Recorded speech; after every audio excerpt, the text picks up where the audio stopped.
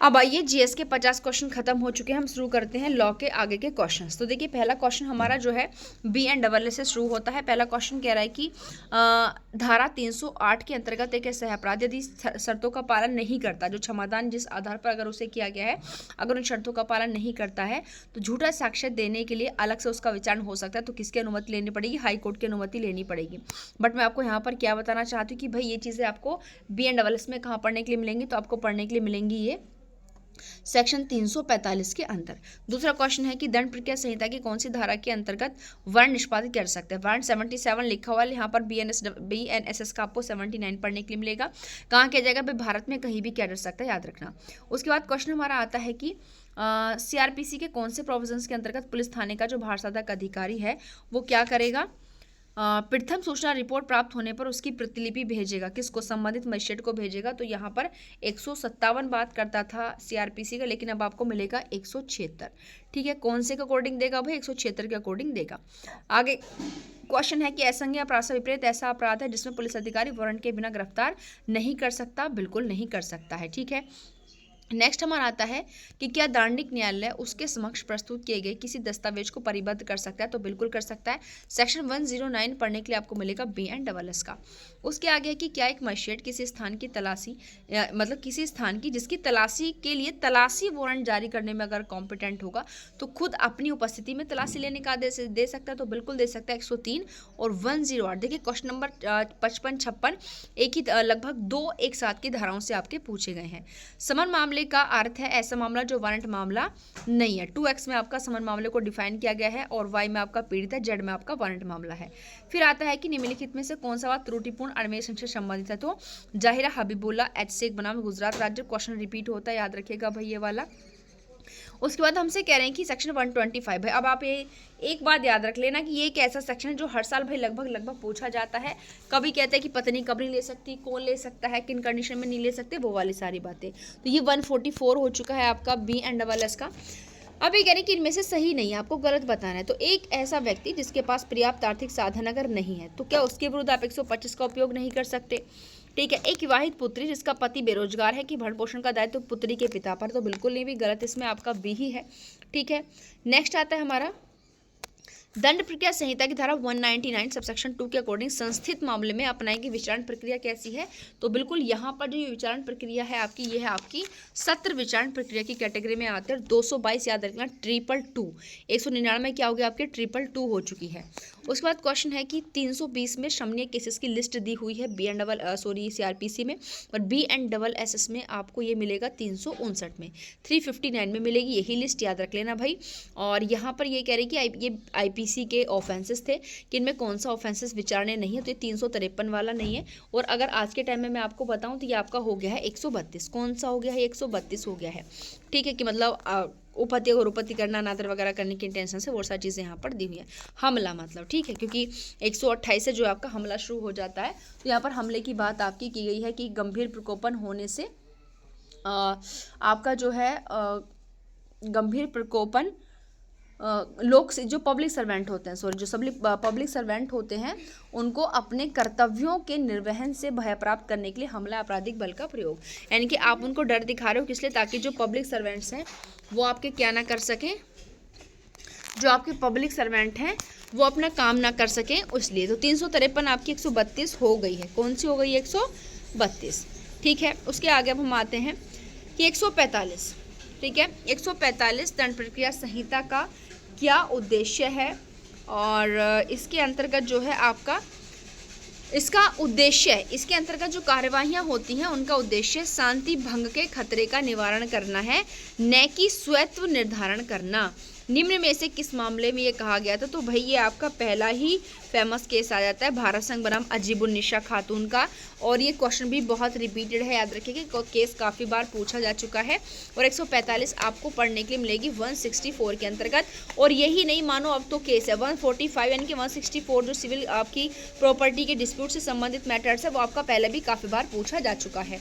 उसके बाद next question हमसे पूछा गया है भाई कि निर्णय सुनाए जाते समय किन मामलों में अभियुक्त की उपस्थिति को अभिमुक्त किया जा सकता है कि भाई उसको उपस्थित होने की जरूरत नहीं है।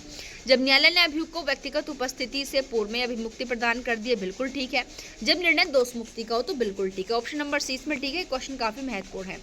नेक्स्ट पूछ रहे हैं कि न्याय हित में मजिस्ट्रेट के पास यह शक्ति है कि वह समन मामलों का विचारण वारंट मामलों की तरह ही कर सकता है, जिसमें उस मामले के अंतर्गत जिस अपराध के लिए विचारण हो रहा है अगर कितनी सजा दी हुई हो तो भी अगर 6 महीने से अधिक का कारावास दिया हुआ हो। उसके बाद नेक्स्ट हमारा क्वेश्चन आता है कि प्रत्येक दंडिक विचारण में मजिस्ट्रेट द्वारा अभियुक्त को दोषी पाने पर दंडादेश से पूर्व अभियुक्त की सुनवाई आवश्यक होती है। तो कब होगी भाई? सही, बिना सुनवाई के दंडादेश पारित नहीं किया जा सकता, ठीक है। समन मामलों में यह आवश्यक नहीं है, तो बिल्कुल ठीक है। समन मामलों में ये वाला स्टेटमेंट जो है बिल्कुल भी ठीक नहीं है, समन मामलों में ज़रूरी नहीं होता है। उसके बाद आता है भाई कि सीआरपीसी की कौन सी धाराओं में सेशन न्यायालय के समक्ष विचारण की प्रक्रिया बताई गई है। अब आप याद रखें, अब आप ध्यान से अगर आपने पहले वाली मेरी वीडियो देखी थी उसमें भी बताया गया था कि सेशन मामलों के विचारण का प्रावधान कहाँ से कहाँ तक की धाराओं में है, 25 से 37 तक था और चैप्टर 18 में था। अब आप यहाँ से एक अंदाजा तो लगा सकते हैं क्या कि भाई जो विचारण वाले सारे केसेस है ना, सेशन विचारण, वारंट विचारण, समन विचारण, शॉर्ट ट्रायल, प्ली बार्गेनिंग, इनके चैप्टर्स तो रट लीजिए। इतना नहीं, मैं तो बस इतना कहूँगी आपको 39 के 39 पूरे चैप्टर्स और कहाँ से कहाँ तक के सेक्शन से रट लेने हैं, क्योंकि एक ना एक तो आपको ज़रूर मिलेगा और ट्रायल वाले तो आपको ज़रूर ही मिलते हैं, क्योंकि ट्रायल वालों में अंदर एक लंबा प्रोसीजर होता है। एक बात बता दूँ भाई, ये ट्रायल वाले तो फुल चैप्टर पूछ जाते हैं प्री के अंदर, लेकिन मेंस में इनका पूरा प्रोसीजर आता है, ये भी आपके लिए महत्वपूर्ण होगा। तो यहाँ पर अगर हम प्रेजेंट टाइम में देखें तो सेशन जो विचारण है, सेशन ट्रायल जो है वो चैप्टर तो 19 में हो गया है और 248 से 260 में हो गया है भाई।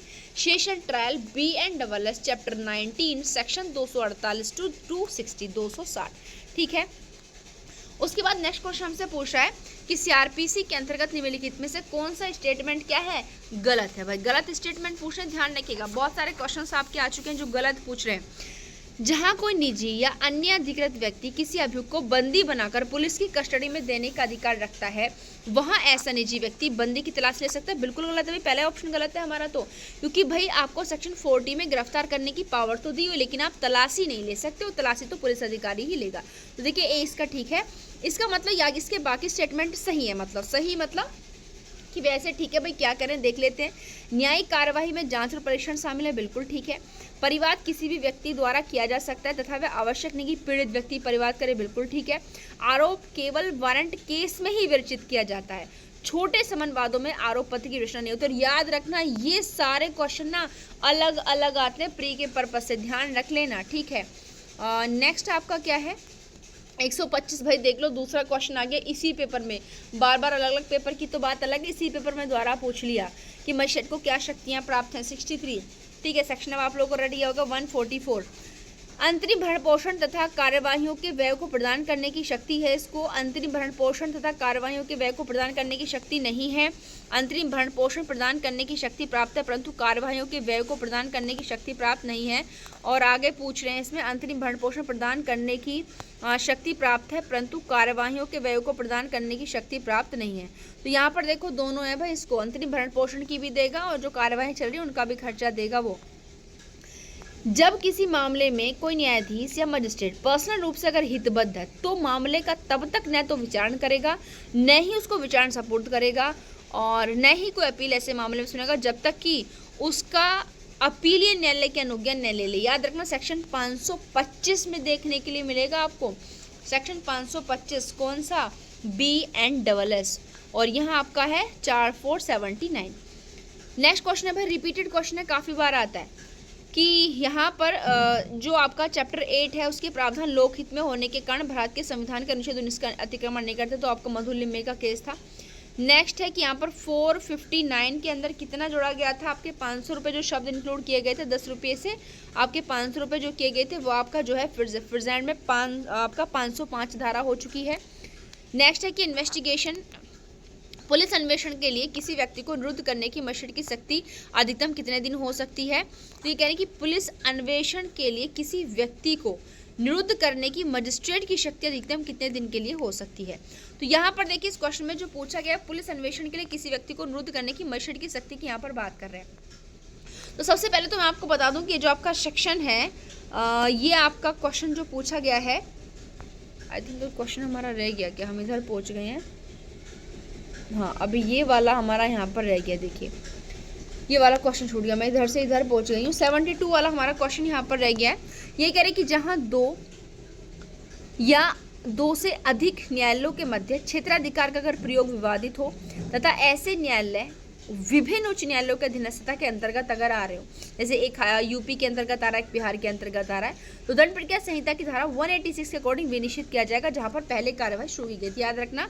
और अगर हम नॉर्मली लोग पढ़ते तो हम कहेंगे जी भाई सुप्रीम कोर्ट करेगा, फिर तो अगर दो हाई कोर्ट की बात करें, नहीं भाई यहाँ सुप्रीम कोर्ट को परेशान नहीं किया जाएगा, यहाँ जिस कोर्ट में पहले आप पहुंच गए थे वही देखेगा। और ये आपको 206 BNSS में पढ़ने के लिए मिलने वाला है, ठीक है। उसके बाद क्वेश्चन आता है कि दंड प्रक्रिया संहिता की धारा 468 के अनुसार 2 वर्षीय अवधि के दंडनीय अपराधों के लिए कितना होगा टाइम पीरियड। तो देखिए यहाँ आपको सबसे पहले तो बता दूं कि ये आपको सेक्शन में मिलेगा पढ़ने के लिए 514। कौन से सेक्शन में मिलेगा पढ़ने के लिए? 514 के अंतर्गत पढ़ने के लिए मिलेगा। और यहाँ पर आपकी कितनी है? 3 साल है, 1 साल से ज़्यादा 3 साल, 1 साल से लेकर 3 साल तक के ऑफेंस के लिए आपके टाइम पीरियड भी आपका 3 साल है, लेकिन 3 साल से अधिक के ऑफेंस के लिए कोई टाइम पीरियड यहाँ पर शामिल नहीं किया गया है। उसके बाद नेक्स्ट क्वेश्चन आता है कि पुलिस इन्वेस्टिगेशन के लिए किसी व्यक्ति को निरुद्ध करने की मजिस्ट्रेट की शक्ति अधिकतम कितने दिन की? तो अधिकतम देखिए 90 दिन है। और यहाँ पर 187 में भी ये चीज़ है, 167 में जो पढ़ते थे ना वो 187 में हो गई है, ठीक है। यहाँ पर देखिए अब यहाँ पर लेकिन वो इन्वेस्टिगेशन के लिए होता है। मजिस्ट्रेट को अगर लग रहा है कि भाई 24 घंटे के अंदर तो इन्वेस्टिगेशन पूरी नहीं होगी, तो उसे क्या कर दिया जाएगा? 187 ये कह रहा है कि फिर उसको जो है 90 दिन या 60 दिन के लिए डिटेन किया जाएगा, जिसमें कि केवल 15 दिन की पुलिस रिमांड है और बाकी टाइम जो है 90 दिन। अगर ऑफेंस जो सजा है 10 साल से ज़्यादा की तो 90 दिन, 10 साल से कम है तो 60 दिन, ठीक है। लेकिन इसमें अब इन्वेस्टिगेशन के लिए तो रख रहे हैं, इन पर देखिए पुलिस रिमांड नहीं दिया होगा कि रिमांड कितने दिन की होगी, तो यहाँ पर ये 15 दिन होगी, बल्कि ये इन्वेस्टिगेशन टाइम आपका इसमें 90 दिन ही है। नेक्स्ट क्वेश्चन हमसे इसमें पूछा गया है कि साक्षी द्वारा किसी प्रश्न का उत्तर देने से इनकार करने पर अथवा मांगे जाने पर दस्तावेज अगर प्रस्तुत न करे तो उसे कितना दंड दिया जाएगा? तो 7 दिन का उसे पनिशमेंट दी जाती है, ठीक है। उसके बाद नेक्स्ट क्वेश्चन आता है 76। अभी तो देखिए हमारे अब खत्म हो गए हैं हमारे 25 क्वेश्चंस, देखिए किसके? BNSS के, ठीक है। अब आता है हमारा प्रतिनिधि दायित्व का सिद्धांत। सर्वप्रथम ये आपका आब्राहम हॉकिंस का ही केस था, याद रखना, बहुत महत्वपूर्ण क्वेश्चन पूछा जा चुका है। निम्नलिखित में से कौन सा एक संवर्ग मानहानि के बाद में उपलब्ध विनिर्दिष्ट प्रतिरक्षाओं को सही रूप से इंगित करता है? तो सबसे पहले तो आपको याद दिला दो भाई मानहानि कहाँ है। मानहानि BNSS में 456 में आपको देखने के लिए मिलेगी। इसमें सबसे पहले आपको क्या है? वही विशेषाधिकार, सत्यता, उचित टीका टिप्पणी का यही सही सीक्वेंस आपका आता है। ये आपका फिलहाल हम छोड़ देते हैं। अब आपका नशे पर कौन सा महत्वपूर्ण वाद है भाई? आपका डायरेक्ट पब्लिक प्रोसिक्यूशन बनाम बीयर्ड का DPP वर्सेस बीयर्ड कौन से पर था? 86 पर था। अब किस पर होगा? 23, ठीक है। बहुत महत्वपूर्ण से बचाव नहीं दिया गया था, ओके। नेक्स्ट क्वेश्चन, अब यहाँ पर आपको क्या करना है भाई? क्रॉनिकल मिलाना है। सबसे पहले तो चलो हम इसी के हिसाब से देखेंगे, बाद में आप लोगों को इसके सेक्शन बताएंगे। दहेज मृत्यु कहाँ दी थी? 354B में। तो यहाँ पर देखिए जो हमारा है 354B में, ठीक है, 354B। तो इसको हम हटा देते हैं पहले। तो ए का हमारा कौन सा हो जाएगा भाई? ए का हमारा हो जाएगा तीसरा। तो ए का तीसरा आप देखते हैं, ए का तीसरा B और C दोनों में, इसका मतलब A और D को खत्म कर दो, B और C में अब कंपटीशन है। फिर आएगा हमारा गृह भेदन। गृह भेदन किस में दिया हुआ है भाई? गृह भेदन है 445 के अंदर। तो मतलब B का कौन सा? B का है चौथा। तो B का चौथा भी दोनों में दे रखा है भाई, बराबर कॉम्पिटिशन में चल रहे हैं 2 ऑप्शन तक। तो तीसरा ऑप्शन से चेंज होगा। हमला किस में दे रखा है भाई? हमला जो दे रखा है वो तो भाई 351 में दे रखा है, मतलब C का दूसरा, ठीक है। तो इसका मतलब ऑप्शन कौन सा ठीक है भाई? C हमारा, क्योंकि अब B भाई कॉम्पिटिशन से बाहर हो गया, दोस्त पर होता आपका 340 में दे रखा है। तो ऑप्शन नंबर C ठीक है। बट यहाँ पर हम आपको बता दें कि ये चीज़ें भाई IPC में आपको कहाँ मिलेंगी। तो अगर हम दहेज मृत्यु की यहाँ पर बात करें तो दहेज मृत्यु आपको मिलेगा सेक्शन 80 के अंदर। किस में मिलेगा? 80 में। गृह भेदन की अगर हम बात करें तो आपको मिलेगा 300, यहाँ पर आपको 130 में आपको इसमें नहीं मिलेगा, थोड़ा सा सेक्शंस में देखिए मिसकन्फ्यूजन हो जाता है। यहाँ पर आपको मिलेगा 330 में, ठीक है। गृह भेदन आपको मिलेगा 330 में पढ़ने के लिए मिलेगा, ओके। और उसके पश्चात आपका आता है हमला। हमला मिलेगा आपको 130 में पढ़ने के लिए। हमला किस में आता है? 30 में आता है। ओके, और सदोष पर्वत आपका किस में आएगा? 127 में आएगा। ओके, यहाँ पर इस तरीके से आपके आएंगे। ग्रह भेदन किस में आ गया आपका? 330 के अंदर। और ग्रहतिचार आपका किस में आएगा? ग्रहतिचार और आपराधिक अत्याचार आपका 329 में पढ़ने के लिए आपको मिलेगा। उसके बाद हम आते हैं नेक्स्ट क्वेश्चन पर। ये कह रहा है कि भाई इनमें से कौन सी धारा है जिनमें मृत्युदंड मिल सकता है। तो यहाँ पर देखो इसमें ऑप्शन दे रखे हैं इस तरीके से कूट करके। पहले यही दोनों देख लेते हैं कि देखो 449 के अंतर्गत तो मृत्युदंड नहीं था, ठीक है, बट यहाँ पर 130 to 194 में था, बिल्कुल ठीक है। 364 ए में भी था और 396 में भी था, बिल्कुल ठीक है। यहाँ पर ये तो दे दिया लेकिन इसमें नहीं था भाई, ठीक है, यानी कि सडिशन के लिए मृत्युदंड नहीं था। तो अगर यहाँ पर देखें तो ऑप्शन नंबर 2 और 3 ठीक है, 2 और 3 मतलब बी यहाँ पर ठीक है। लेकिन इसको हम भाई बीएनएस में कहाँ देखें? तो देखो 132 जो है वो आपको पढ़ने के लिए मिलेगा 160 में, जो मतलब सेना नौसेना के अभित्यजन वाला पोर्शन आ जाता है। 194 मतलब आपका 230। ये कहते हैं कि भाई अगर आपने किसी को झूठी गवाही देकर मर गया ना वो व्यक्ति, तो आपको भी वही पनिशमेंट दी जाएगी। 364 जो है वो आपका हो गया 140 का क्लॉज 2 और 396 आपका हो गया 310 क्लॉज 5 सबसेक्शन 5, ठीक है, याद रखना। उसके बाद हमारा आता है कि निम्नलिखित में से कौन सा भारतीय दंड संहिता के अंतर्गत आपका क्या है? दंडनीय नहीं है। यहाँ पर दंडनीय नहीं पूछ रहे हैं। राज्य के विरुद्ध युद्ध करने की तैयारी तो बिल्कुल दंडनीय, हत्या की तैयारी भाई दंडनीय नहीं है, ध्यान रखना, हत्या की तैयारी दंडनीय नहीं है। उसके बाद आते हैं कि निम्नलिखित में से कौन सा अपूर्ण अपराध। तो यहाँ पर देखिए आपराधिक प्रयत्न, अपूर्ण अपराध, और मैं आपको बता दूं कि BNS के आपके चैप्टर 4 में तीनों अपूर्ण अपराध दिए हुए हैं, क्रिमिनल कॉन्स्पिरेसी, क्रिमिनल अटेम्प्ट और आपका जो है अबेटमेंट, ठीक। उसके बाद हमारा क्वेश्चन है इसमें देखिए गलत स्टेटमेंट पूछ रहे हैं। कौन सा स्टेटमेंट पूछ रहे हैं? गलत। सबसे पहले तो आपको बता दूं कि बलवा आपको 191 में पढ़ने के लिए मिलेगा। किसे मिलेगा? 191 में। और जो आपका दंगा है 194 में मिलेगा। याद रख लेना इन सेक्शंस को। बलवा करना और दंगा भारतीय दंड संहिता की धारा 146 159 में आपका परिभाषित है, तो ये तो हमारा ठीक है। बलवा अवश्य लोक स्थान पर होना चाहिए, दंगा किसी भी स्थान पर हो सकता है, तो भाई ये तो गलत कह रहा है। बलवा करना 2 वर्ष तक के कारावास से दंडनीय, जबकि दंगा 1 साल के कारावास से दंडनीय, तो बिल्कुल वो वाला हमारा ठीक है। बस हमारा ऑप्शन नंबर 1 ही गलत है, तो वही पूछ रहा था क्योंकि इसमें कूट वाला सिस्टम नहीं है। नेक्स्ट है चोरी का अपराध लूट बन जाता है। चोरी लूट बन रहा है भाई। सबसे पहले बता दो चोरी तो 303 में पढ़ने के लिए मिलेगी आपको। 303 से लेकर 307 तक चोरी के रूप हैं। उसके बाद 308 में आपका एक्सटोर्शन है, 309 में आपकी लूट है, 310 में आपकी डकैती है। तो चोरी लूट कब बन जाएगी? जब उसमें भाई क्या जुड़ जाएगा? खतरा जुड़ जाता है। जब उसमें क्या जुड़ जाएगा? खतरा जुड़ जाएगा, ठीक है। तत्काल मृत्यु, तत्काल उपहति। प्रवंचना किसका आवश्यक तत्व? यहाँ पर तो प्रवंचना जो आवश्यक तत्व आपका छल का है, याद रखना किसका है? छल का। ये प्रवंचना छल में ही की जाती है और छल के लिए आपको मिलेगा सेक्शन पढ़ने के लिए 318 पढ़ें भाई आप किसके लिए? छल के लिए। फिर आता है नेक्स्ट क्वेश्चन कि ए बी को घोरउपति करने के भय में डालकर बेईमानी से, सबसे पहले बता दो एक्सटोर्शन है भाई, ऑफेंस एक्सटोर्शन है, डी ऑप्शन। मैंने जल्दबाजी में क्यों बताया? क्योंकि सेक्शन में 308 है, अभी ऊपर आपको बताया था मैंने। मतलब उसको घोरउपति के भय में डालकर बेईमानी से उससे कह रहा है कि वो कोरे कागज पर हस्ताक्षर कर दे और प्रदत्त कर दे। तो क्या कर रहा है भाई? वो उसको एक्सटोर्शन कर रहा है ना। नेक्स्ट क्वेश्चन क्या कर रहा है कि निम्नलिखित में से कौन सा विधि विरुद्ध जमाव का आवश्यक तत्व नहीं है? निम्नलिखित में से कौन सा विधि विरुद्ध जमाव का आवश्यक तत्व नहीं है? 5 या अधिक व्यक्ति, सामान्य उद्देश्य, सामान्य आशय, विधि अथवा विधिक प्रक्रिया के निष्पादन का प्रतिरोध। तो यहाँ पर ये क्या कह रहे हैं कि विधि विरुद्ध जमाव का आवश्यक तत्व क्या नहीं है? तो सामान्य आशय नहीं है, ठीक है, कॉमन इंटेंशन। विधि विरुद्ध जमाव का आवश्यक तत्व नहीं है, समझ गए। नेक्स्ट क्वेश्चन हमसे पूछा 89 कि एक मजिस्ट्रेट के समक्ष जय पर सद्भाव पूर्वक अभियोग लगाता है। ए कौन है? एक मजिस्ट्रेट है। ए जो है एक मजिस्ट्रेट के समक्ष जय पर सद्भाव पूर्वक अभियोग लगा रहा है। तो क्या उसने मानहानि का अपराध किया है? भाई बिल्कुल भी मानहानि का अपराध नहीं किया उसने, ठीक है, क्योंकि कैसे लगा रहा है वो? सद्भाव पर। गुड फेथ अगर आपका आ गया तो कोई ऑफेंस नहीं होता। उसके बाद हमारा नेक्स्ट क्वेश्चन नंबर है कि बलात्संग की पीड़िता का परिचय प्रकटन। तो भाई मैं यहाँ पर 228 ए था, लेकिन अब आपका 72 सेक्शन हो गया BNS का। उसके बाद हमारा क्वेश्चन आता है 91। ये कह रहा है कि ये क्या कहता है? ये कहता है कि निम्नलिखित में से कौन सा आपराधिक प्रयत्न का दृष्टांत है? तो ए जो है जादू टोना द्वारा बी को मार डालने का प्रयत्न करता है।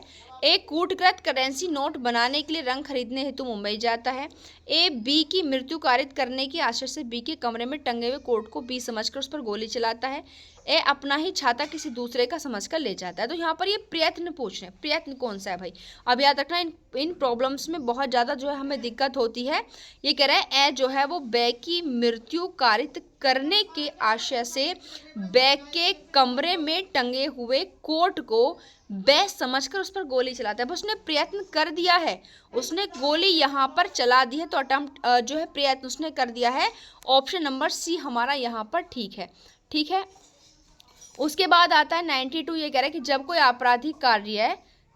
आपराधिक कार्य कई व्यक्तियों द्वारा अपने सबके सामान्य आशय को अग्रसर करने में किया जाता है, तब ऐसे व्यक्तियों में से प्रत्येक व्यक्ति दायित्व के अधीन है।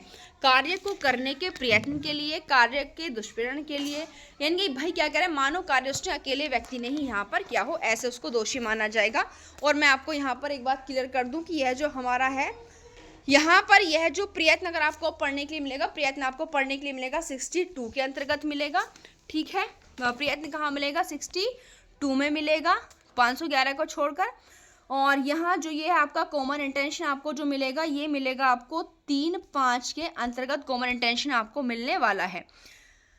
मृत्युदंड विरले से विरलतम मामलों में ही दिया जाना चाहिए। ये क्या है? मृत्युदंड विरल से विरलतम केसेस में ही दिया जाना चाहिए। तो आपको कहा गया था, बच्चन सिंह के केस में कहा गया था। फिर हमारा नेक्स्ट आता है 94 मानवीय सम्मान, क्योंकि हमारे 35 क्वेश्चन है आईपीसी के थे, बट याद रखिएगा बीएनएस के 30 हो गए हैं। मानवीय सम्मान के साथ जीवित रहने के अधिकार में नैसर्गिक जीवन को समाप्त करने का अधिकार शामिल नहीं है। तो ज्ञान कौर का केस था, ये ध्यान रखिएगा। ये जो हमारे क्वेश्चन है 303 के रिगार्डिंग थे, बट 303 को तो अनकॉन्स्टिट्यूशनल घोषित कर दिया गया था। बट वो चीज़ अब कहाँ है? बीएनएस में जो 303 आईपीसी में थी, वो है भाई 104 के अंतर्गत। समझ गए हो ना, कि अगर कोई व्यक्ति पहले हत्या का अपराध के लिए दोषी था लेकिन फिर कर रहा है, तो उसको केवल मृत्युदंड का ऑप्शन था, जो कि अब मृत्युदंड आजीवन कारावास दोनों हो चुका है। आगे हमसे पूछ रहे हैं कि अगर 5 से अधिक व्यक्ति उस जमाव के समान उद्देश्य को अग्रसर करने में अगर हिंसा का प्रयोग करें, तो वो क्या कर रहे हैं भाई?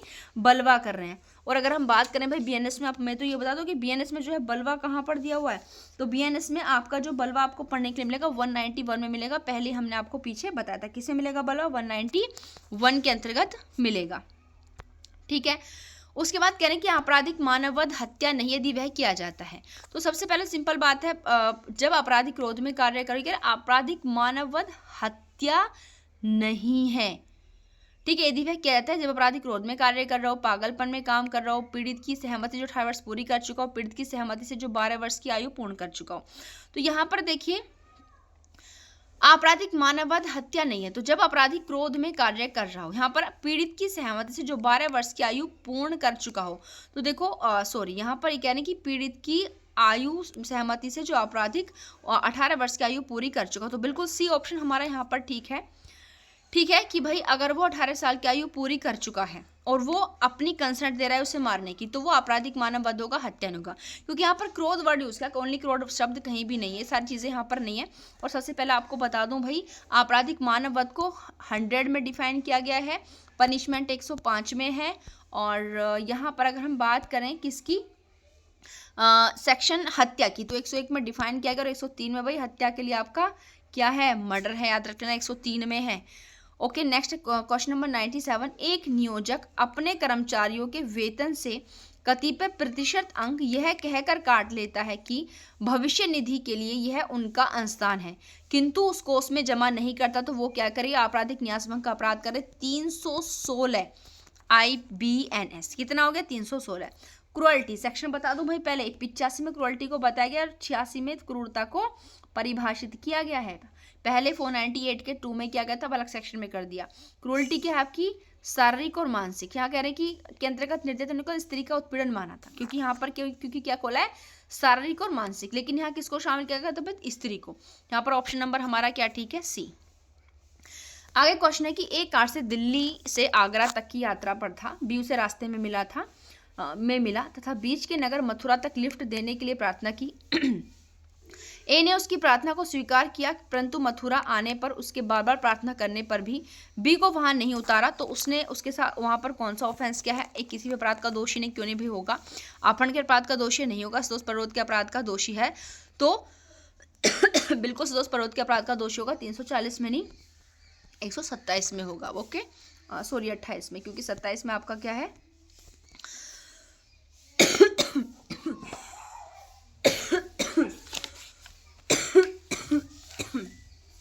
128 में होगा। ओके, 127 में क्या है?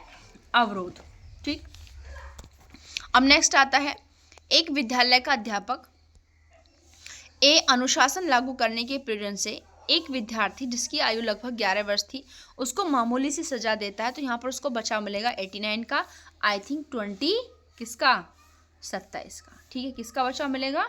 27 का। ओके, आयु कितने? 11 साल, क्योंकि 12 से कम है। उसके बाद ए के विवाह का अनुष्ठान बी के साथ पी नामक पुरोहित द्वारा जानते हुए कराया जाता है कि विवाह अवैध है, क्योंकि ए पूर्व से विवाहित है। ए के समय ए का पिता से तथा अन्य व्यक्ति उपस्थित होते, तो इस मामले में भाई दाई कौन होगा? यहाँ पर जो है जो दाई माना गया है भाई पंडित को माना गया है। और अब आपको ये पढ़ने के लिए मिलेगा 45-46 इनके चैप्टर 4 में। ठीक है, नेक्स्ट क्वेश्चन पूछा है केसेस का। यहाँ पर आप बताएंगे कि निम्नलिखित में से कौन से संयोजक सही हैं। केएम नानावती का जो केस है वो आपका गंभीर और अचानक प्रकोपन से, तो बिल्कुल पहला हमारा ठीक है। हिमाचल प्रदेश राज्य बनाम आसाराम का केस बलात्संग से संबंधित है, तो बिल्कुल ठीक है आपका। करण सिंह बनाम उत्तर प्रदेश राज्य प्राइवेट प्रतिरक्षा का नहीं है। हरजीत सिंह बनाम पंजाब राज्य दहेज मृत्यु, बिल्कुल ठीक है। ठीक है, और यहाँ पर है लोक अपदूषण, तो ये आपका 270 में दिया हुआ है। ठीक है, 2 ऑप्शन नंबर यहाँ पर इसका क्या ठीक है? सी। लेकिन फिलहाल आपका ये किस में कर दिया गया है? दंड के बारे में प्रावधान किया गया, बट आपको मैं यहाँ पर बता दूं लोक अपदूषण आपका जो 270 के अंतर्गत दिया हुआ, जो 268 में आपका था। नेक्स्ट क्वेश्चन है हमारा, ये मानहानि का क्वेश्चन है, याद रखना। कि अधिवक्ताओं ने एक आंदोलन के कारण न्यायालय की कार्यवाहियों में भाग लेना बंद कर दिया तथा सत्याग्रह किया। एक समाचार पत्र ने अपने संपादकीय में आलोचना की कि क्या एक वर्ग के रूप में अधिवक्ताओं को हड़ताल पर जाना उचित है। अधिवक्ताओं को दलाल कहा, कांजा दलाल कहा और विवाद दलाल के नाम से संपादकीय लेख में जो है संबोधित किया गया, यानी कि विवाद दलाल के नाम से क्या किया गया? उसको संबोधित है, जो कि किया गया। तो यहाँ पर देखिए समाचार पत्र का संपादन मानहानि करने के अपराध का दोषी है, तो यहाँ पर बिल्कुल भी दोषी वो नहीं होगा। ठीक है, 356 अभी बताया था मैंने BNS, पहले किसमें था? 499 में डिफाइन था और 500 में उसकी पनिशमेंट थी। मैकनाटन का मामला जो है वो आपका संबंध है बोध शक्ति के पूर्णतः लोप से, इनके अनसाउंड माइंड से, विकृत चित्ता से। मैकनाटन नियम के अनुसार विधिक पागलपन चिकित्सक के पागलपन से सर्वथा भिन्न है, तो बिल्कुल बोध शक्ति के पूर्ण लोप से मतलब है। और आपको मैं बता दूं सबसे पहले कि अनसाउंड माइंड वाला जो आपका सेक्शन है वो आपका सेक्शन 22 आता है। ठीक है, उसके बाद हमारा आता है 106 IPC के अंतर्गत भूल क्या बचा है? वास्तविक भूल पर्याप्त है, कार्य युक्तियुक्त होना चाहिए, कार्य युक्तियुक्त तथा सद्भाव पूर्वक किया जाना चाहिए, अगर वो मतलब रीजनेबल और गुड फेथ में किया गया है। और ये जो आपकी भूल से संबंधित सेक्शन है वो आपके 15 है और आपका 17 है। ठीक है, 14 और मतलब 14 है और आपका 17 है। ठीक है, 14 और 17। ठीक, नेक्स्ट आया था, थोड़ा सा कभी कभी हो जाता है कंफ्यूजन, क्योंकि काफ़ी सारे पढ़ते हैं हम लोग, IPC के भी थोड़े दिमाग में थे, तो कभी कभी थोड़ा सा कंफ्यूजन हो जाता है BNS के सेक्शंस में। निम्नलिखित में से किस केस में सुप्रीम कोर्ट ने कहा था कि प्राइवेट प्रतिरक्षा के अधिकार के विरुद्ध प्राइवेट प्रतिरक्षा का अधिकार नहीं होता है? तो उत्तर प्रदेश राज्य बनाम रामस्वरूप। और यहाँ पर मैं आपको फ्री याद दिला दूँ कि यहाँ पर शरीर की प्राइवेट प्रतिरक्षा सेक्शन 38 में मिलेगी आपको, और प्रॉपर्टी की 41 के अंतर्गत पढ़ने के लिए मिलेगी। उसके क्वेश्चन बाद अभी हमारे क्वेश्चन जो है BNS के चल रहे हैं। भारतीय दंड संहिता की धारा 299 के अधीन आवश्यक दोषी मन स्थिति है, क्या है भाई? आशय और ज्ञान दोनों होने चाहिए। 299 जो कि आपको 100 में देखने के लिए मिलेगा, आपराधिक मानव वध। नेक्स्ट क्वेश्चन है आपका, जब दो या अधिक व्यक्ति को अवैध कार्य या ऐसा कार्य जो अवैध नहीं लेकिन अवैध साधनों से करवाने को सहमत है, तो वो क्या होंगे? आपराधिक षड्यंत्र होगा। 61 बता दूं, 61 IPNS के अंतर दिया हुआ है। ए अपने कुत्ते को बी के ऊपर उसकी सहमति के बिना ललकारता है, तो वो क्या कर रहा है बेबी? आपराधिक बल का प्रयोग कर रहा है। और आपराधिक बल आपको पढ़ने के लिए मिलेगा 129 में। 128 में बल है, 129 में आपराधिक बल है, 130 में हमला है, 131 में इन दोनों के लिए पनिशमेंट है, 132 में पब्लिक सर्वेंट को अगर आप मतलब बाधा पहुंचाने के लिए उस पर यूज कर रहे हो। अब हमारे क्वेश्चन शुरू हो गए हैं किसके भाई? BSA के क्वेश्चन हमारे अब यहाँ पर आ गए हैं। और याद रखिएगा BSA का आपकी जो प्रेम्बल है ना वो अब चेंज हो चुकी है। पहले हमको देखने के लिए मिलता था कि उद्देश्य का कि साक्ष्य विधि को समेकित करना, परिभाषित करना, संशोधन करना। पहले के अकॉर्डिंग ऑप्शन नंबर B ठीक है, लेकिन प्रेजेंट में अब इसमें केवल 2 चीजें यूज की गई हैं कि साक्ष्य के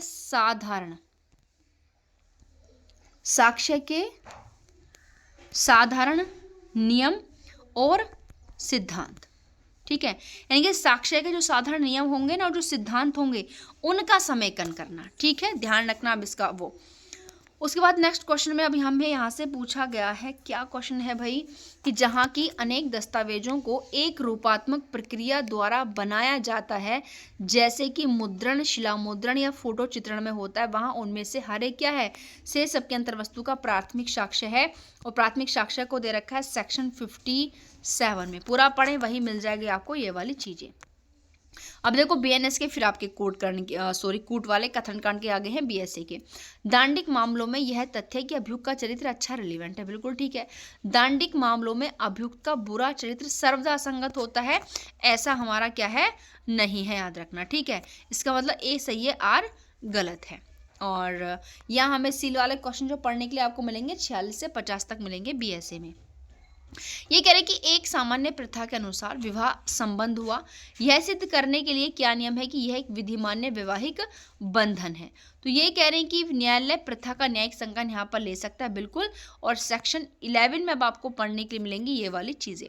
उसके बाद आता है हमारा क्वेश्चन नंबर 115 कि बीएसए की कौन सी धाराओं में शील का साक्ष्य देने वाले साक्ष्य की प्रति परीक्षा और पुण्य परीक्षा से संबंधित प्रावधान है। कि ठीक है, कि शील का साक्ष्य देने वाले साक्ष्य की पुण्य परीक्षा और प्रति परीक्षा होगी। तो ये हम पढ़ते थे 140 के अंतर्गत 140 में, लेकिन अब आपको पढ़ने के लिए मिलेगा 145 में। ठीक है, किसमें मिलेगा, 145 में। 141 सूचक प्रश्न से संबंधित है, जो कि आपका 146 के अंतर्गत हो गया है। और 139 जो आप पढ़ने के लिए मिलता था कि अगर किसी व्यक्ति को दस्तावेज पेश करने के लिए समन किया गया तो आप उसका साक्ष्य नहीं ले सकते हो, 144 के अंदर। ये सारे क्वेश्चन पूछे जाते हैं कभी कभी करके, ऐसा नहीं कि एक ही क्वेश्चन आए तो एक ही आप पढ़े।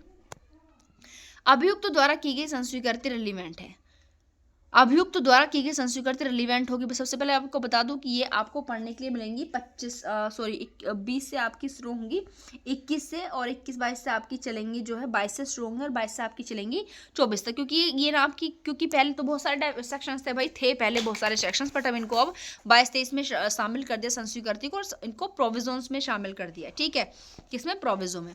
ये कह रहा है अभियुक्त द्वारा की गई संस्वीकृति रिलीवेंट है जो कि प्राधिकारवान व्यक्ति की ओर से की गई हो, जबकि वह मजिस्ट्रेट की साक्षात उपस्थिति में नहीं की गई। भाई ये तो गलत है, मजिस्ट्रेट की साक्षात उपस्थिति में जरूरी है, 23 में दिया हुआ फिलहाल, जो कि पुलिस अधिकारी से की गई जबकि वह मजिस्ट्रेट की साक्षात उपस्थिति में नहीं की गई, फिर भी गलत है।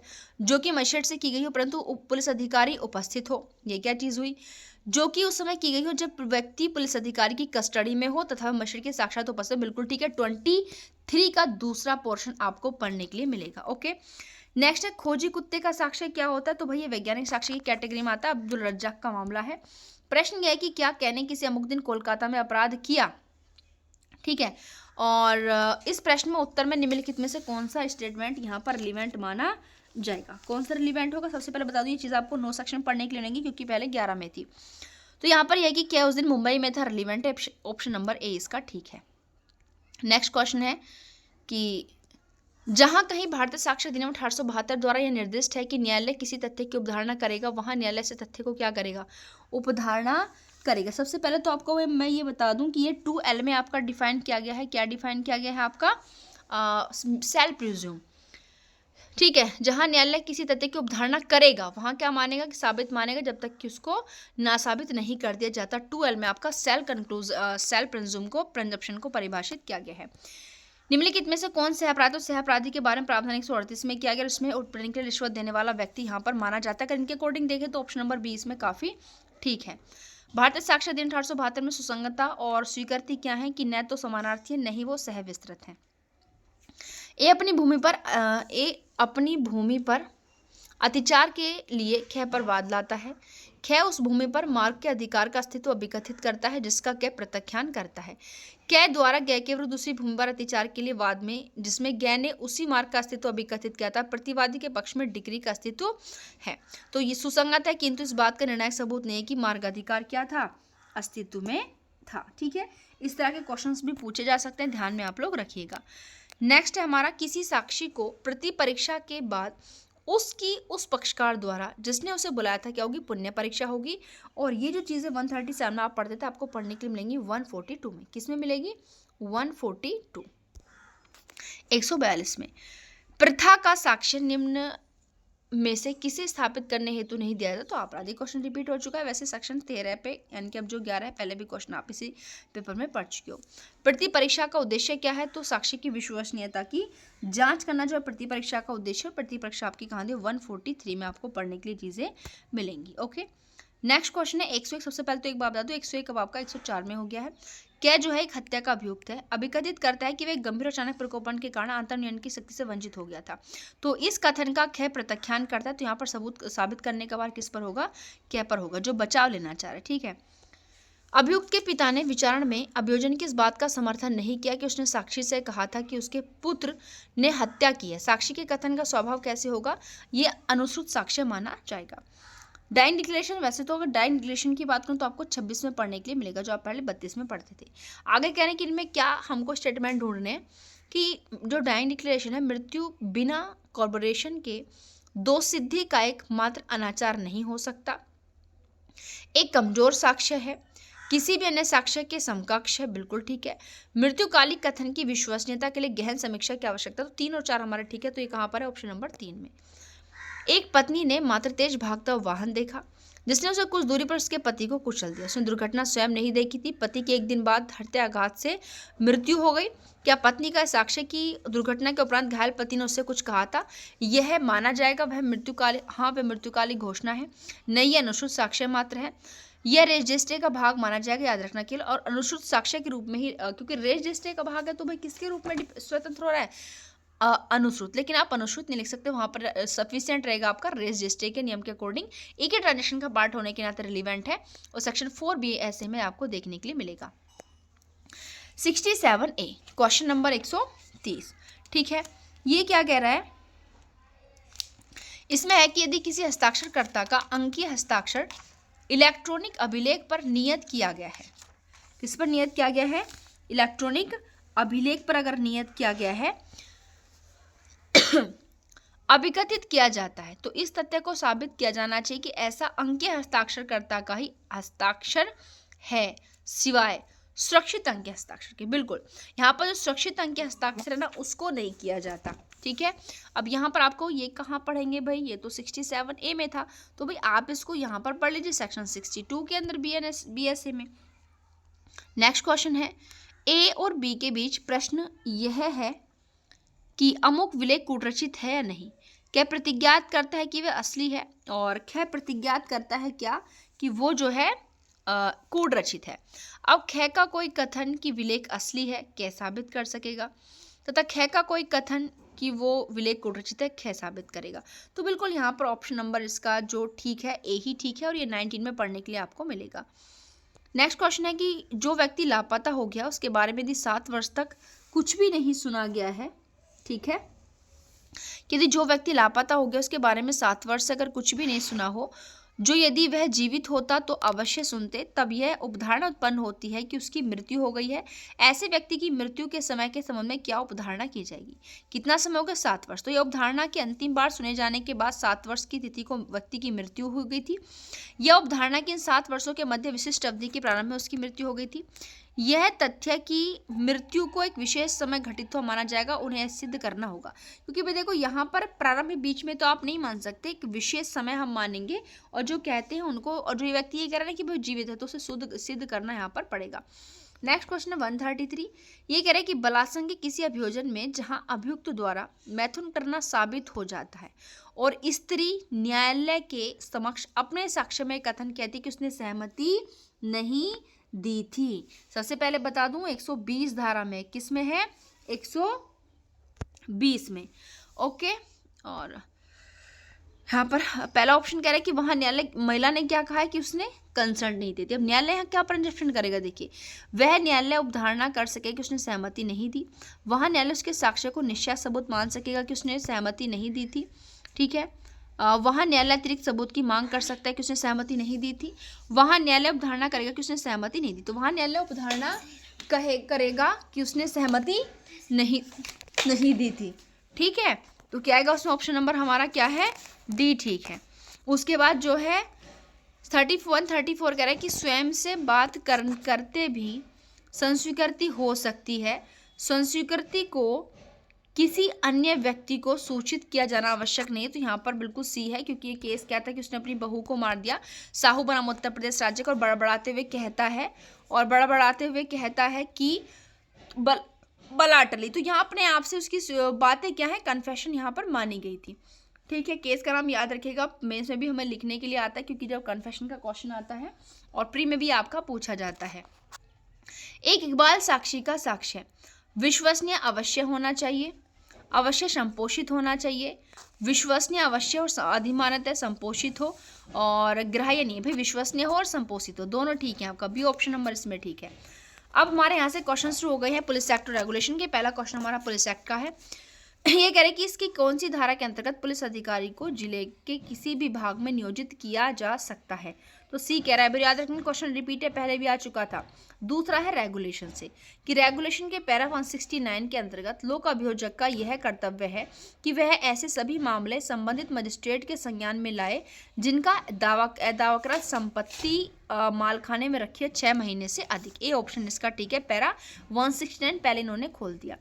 तीसरा क्वेश्चन है कि रेगुलेशन के पैरा 140 द्वारा वांछित है कि जब कोई पुलिस अधिकारी किसी व्यक्ति का चिकित्सा अधिकारी द्वारा परीक्षण करने के लिए भेजे तो उसे ऐसे परीक्षण के उद्देश्य की स्पष्ट रूप से व्याख्या करनी चाहिए, तो बिल्कुल ए ऑप्शन इसका ठीक था, पैरा 140 से याद रखें। उत्तर प्रदेश पुलिस रेगुलेशन के अनुसार एक रिजर्व निरीक्षक रिजर्व लाइन का कैसा अधिकारी, तो भाई वो एक प्रभारी अधिकारी, पहले भी पूछा जा चुका है। एक बात आप फोकस करना कि कुछ ही ऐसे पैरा हैं जहां से BNS के अकॉर्डिंग मतलब एग्जाम में आपसे पूछे जाते हैं। अब आप लोग मुझे कमेंट बॉक्स में कमेंट करके बताइए कि आपको पुलिस एक्ट तो बहुत छोटा सा है कि पुलिस रेगुलेशन के क्या आपको वो महत्वपूर्ण पैरा और उनके पॉइंट्स आपको चाहिए कि जो आपको परीक्षा के पॉइंट ऑफ व्यू से रेगुलेशन के लगभग सारे क्वेश्चंस को कवर करें। यदि आप हमें कमेंट बॉक्स में कमेंट करके बताएंगे कि भाई हाँ मैम आप में ऐसे क्वेश्चंस करा दीजिए, तो हम आपको बिल्कुल ऐसे महत्वपूर्ण क्वेश्चन लेकर आएंगे अगर आप लोग चाहते हैं तो। फिर हमारा नेक्स्ट क्वेश्चन है पुलिस एक्ट से ही कि सेक्शन 7 निम्नलिखित में से संबंधित है। ये आपका विभागीय कार्यवाही, पहले भी क्वेश्चन आपका पूछा जा चुका है, ध्यान रखना, रिपीट हो रहा है इसके क्वेश्चन। इतिवृत्त यानी कि हिस्ट्री सीट के विषय में निम्नलिखित में से कौन सा स्टेटमेंट गलत पूछ रहे हैं। ये वर्ग ए की हिस्ट्री सीट, और आप लोग देखना कि ये वाला जो है ना हिस्ट्री सीट वाला, यहाँ से क्वेश्चन आता है। अगर मैं आपको बता दूं लगभग 7 से आपके लगभग 554 तो इसमें पैरा हैं आपके। अगर मैं यहाँ पर बात करूँ ना, लगभग 6 से 7 ऐसे अध्याय आपको पढ़ने के मिलेंगे जहाँ से पूरा रेगुलेशन ही आपका आता है, केवल सारे पढ़ने की आवश्यकता नहीं है। ये गलत पूछना, याद रखना गलत। वर्ग बी की हिस्ट्री सीट 3 वर्ष की अवधि के लिए होती है और उसे तारांकित किया जाना आवश्यक नहीं है। भाई पहला ही गलत, और ये क्वेश्चन पहले भी रखा हुआ था पिछले वाले में भी एज इट इज, क्योंकि वर्ग बी की हिस्ट्री 3 वर्ष के लिए नहीं होती, ऑल लाइफ के लिए होती है, आजीवन तक के लिए। 142 आपका पुलिस रेगुलेशन का एक्ट का है कि जब ये प्रतीत हो कि कोई विधि विरुद्ध जमाव या बलवा या शांति भंग हुई है तो पुलिस बल शांति के परिरक्षण के लिए पर्याप्त नहीं है, तो विशेष पुलिस अधिकारी अपॉइंट किए जाते हैं। कौन करेगा? निरीक्षक की पंक्ति से निम्न पंक्ति के किसी पुलिस अधिकारी के आवेदन पर सेक्शन 17 कहता है इस चीज को। पहले भी क्वेश्चन यही रिपीट हो चुका है। उत्तर प्रदेश पुलिस नियम का कौन सा पैरा सवार पुलिस से संबंधित है? तो 8 है, रिपीट हो चुका है भाई। अध्याय 5 जो है वो आपका उपनिरीक्षक आता है, ये भी आता है। अध्याय 6 सशस्त्र पुलिस का, इसको भी पूछते हैं। अध्याय 7 जो है सशस्त्र प्रशिक्षण रिजर्व का, इसको भी पूछते हैं। घुड़सवार पुलिस को भी पूछा जाता है, ठीक है। नेक्स्ट क्वेश्चन 144 कि केस डायरी के संबंध में कौन सा गलत है? पहले वाले पेपर में भी आ चुका है, याद रखना। विवेचना अधिकारी को इन्वेस्टिगेशन ऑफिसर होता है को केस डायरी में यह स्थान और समय लिखना चाहिए जब और जहां से सूचना प्राप्त हुई थी जिस पर कार्य कर रहा है। गलत पूछना, याद रखना गलत। जब और जहां से उसने अन्वेषण प्रारंभ किया, जब और जहां अन्वेषण बंद किया, सारी चीजें लिखते हैं ये चीजें। जब और जहां पुलिस अधीक्षक ने अन्वेषण की प्रगति से संबंध जानकारी ली, ये क्या चीज हुई, ये नहीं लिखते, सारी चीजें लिखते हैं, ध्यान रखना कभी कभी, इसलिए ये पता होना चाहिए। अगर किसी में आपसे रोंग पूछ रहे हैं तो रोंग तो पढ़ें, सही भी पढ़ें, क्योंकि कभी कभी सही से भी क्वेश्चन आ जाता है। 145 के 1861 के अंतर्गत पुलिस शब्द में कौन शामिल है? भर्ती किए गए व्यक्ति, पहले भी यही आ चुका था भाई, डेफिनेशन क्लॉज में ही आता है 1 में। उत्तर प्रदेश पुलिस रेगुलेशन का कौन सा पैरा मृत्यु उपरांत परीक्षण 139 पूछा जा चुका है, और जितने भी पैरा आप यहाँ पर देख रहे हैं सारे महत्वपूर्ण। 137 मृत शरीरों को शव परीक्षण के लिए भेजने का स्थान। 138 पुलिस अधीक्षक की मृत्यु उपरांत परीक्षण के बारे में निर्णय का अधिकार। 139 मृत्यु उपरांत परीक्षण प्रोसीजर। 140 पुलिस अधिकारी द्वारा परीक्षण के उद्देश्य को स्पष्ट करना भी पीछे ही पूछा जा चुका है, ध्यान रखिएगा। ये पुलिस एक्ट का पूछा है कि सेक्शन 29 के अंतर्गत दोषित किए गए पुलिस अधिकारी के विरुद्ध विभागीय जांच हो सकती है, तो आपका है उत्तर प्रदेश राज्य बनाम हरीश चंद्र का केस। नेक्स्ट यहाँ पर देखिए क्रॉनिकल में पूछा जा रहा है कि पुलिस अधिकारी के प्रमाण पत्र का अभ्यर्पण कहाँ पर होता है। तो प्रमाण पत्र कहाँ दिया जाएगा, 8 के अकॉर्डिंग। ए का आपका क्या है, दूसरा। ए बी में कॉम्पिटिशन है, 3 और 4 आपके गए। फिर आपका क्या पूछा जा रहा है कि भाई रेल और अन्य कर्मों के आसपास से आपका 14। भाई पिछले साल भी एज इट इज रखा होता है, मुझे लग रहा है कि पुलिस रेगुलेशन के और एक्ट के तो लगभग आपके 2-4 क्वेश्चन अलग हैं, बाकी सब 2 वाले रखे हुए हैं। ग्राम पुलिस अधिकारी का पोर्शन आपको कहाँ मिलेगा, 21 के अंतर्गत। तो लोग जवाब आपके आ जाएंगे 30 में। तो भाई सेम क्वेश्चन अगर आप पिछले वाला पेपर अपना उठाकर देख लीजिए। मुख्यालय पर लोक अभियोजक पूरे जिले के लिए एक पंचिका बनाए रखेगा जिसमें केवल उन फरार अपराधियों के नाम समाविष्ट होंगे। तो आपको पढ़ने के लिए मिलेगा कहाँ, ए के अंदर, ठीक है, यानी कि जो उस जिले में विचारने के लिए योग्य माने जाते हैं। उसके बाद नेक्स्ट है हमारा लास्ट क्वेश्चन 150 कि निम्नलिखित में से किस विनिश्चय में यह प्रतिपादित किया गया कि केस डायरी का उपयोग अभियुक्त नहीं कर सकता। अभियुक्त तथा उसका अधिवक्ता न तो केस डायरी मंगवा सकता है न उसका अवलोकन कर सकता है। तो ये मुकुंद लाल बनाम भारत संघ का केस था। भाई ये काम बिल्कुल नहीं कर सकते हैं। और यहाँ पर हो गए हमारे 150 क्वेश्चन जो है कंप्लीट। और भाई यदि आप चाहते हैं कि भाई इसी तरीके से हमको चाहिए यूपीएपीओ के सिलेक्शन के लिए, क्योंकि भाई यहाँ पर तो बहुत क्वेश्चंस रिपीट हो रहे हैं, तो उसके लिए यदि अभी तक भी आपने चैनल को सब्सक्राइब नहीं किया है तो प्लीज़ चैनल को सब्सक्राइब कर लीजिए, वीडियो को शेयर करिए और साथ ही साथ कमेंट करके बताइए कि आपको यूपीएपीओ के रिगार्डिंग और भी महत्वपूर्ण चीज़ें चाहिए, तो भी हम बिल्कुल बनाएंगे, क्योंकि हमें प्रोत्साहन तभी मिलता है जब हम हमारी वीडियोज़ पर कमेंट करेंगे। तो आज के लिए इतना ही, मिलते हैं नेक्स्ट वीडियो में। Thank you.